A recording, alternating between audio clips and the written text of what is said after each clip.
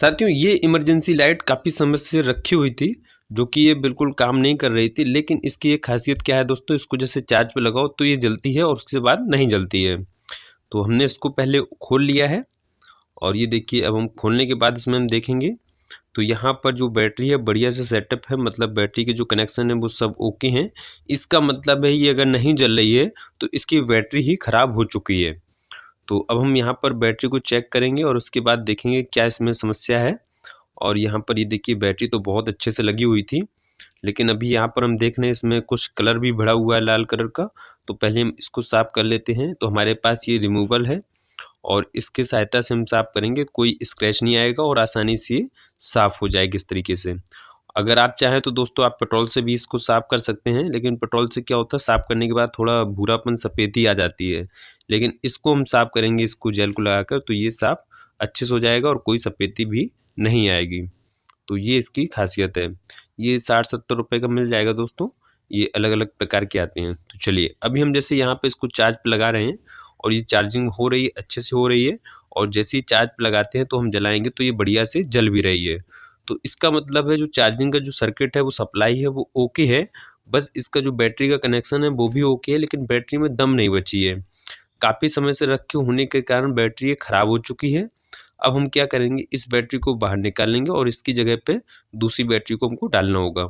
तो सबसे पहले इसको अनसोल्डरिंग कर देते हैं और यहाँ से इसको साइड कर लेते हैं।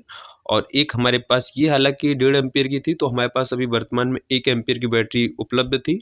तो अभी हम इसको भी लगा देंगे। तो वो अब आपकी सुविधा अनुसार हो सकती है दोस्तों, आप कौन सी बैटरी इसमें लगाना चाह रहे हैं। तो हमारे पास ये वाली बैटरी है।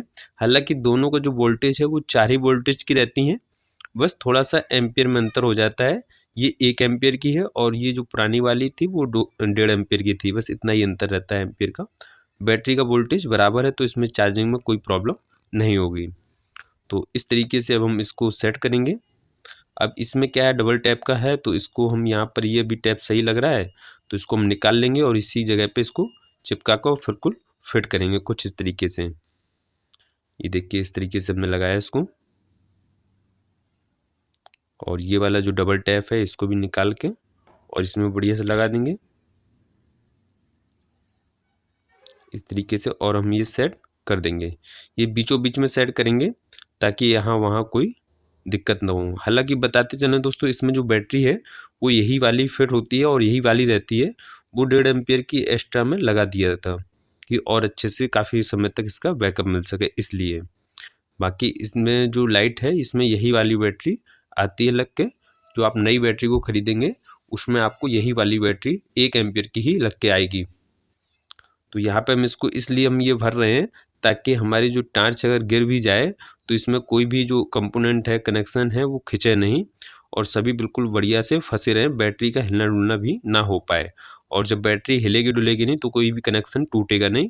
तो बैटरी का बढ़िया से बैकअप, बढ़िया से बैटरी कंप्लीट बनी रहेगी। तो इसमें डबल सिस्टम है दोस्तों, सूर्य प्लेट भी है और प्लस में चार्जिंग भी है, तो दोनों काम कर सकते हैं इसमें। ये बढ़िया बैटरी है। तो यहाँ से हमने ये पैच बढ़िया टाइट कर दिए हैं। अब यहाँ से ये देखिए, बढ़िया से रोशनी दे रही है, अच्छे से बैकअप मिलेगा। धन्यवाद दोस्तों, मिलते हैं अगले टॉपिक में।